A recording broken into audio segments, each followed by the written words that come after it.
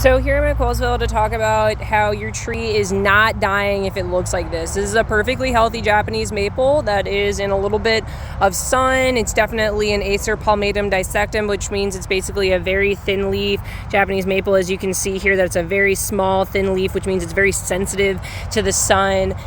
So what's happening here in August is very typical for Japanese maples, and you may see this in the landscape, especially when it's first establishing. Anywhere from the first year up to 5 years, it can do this.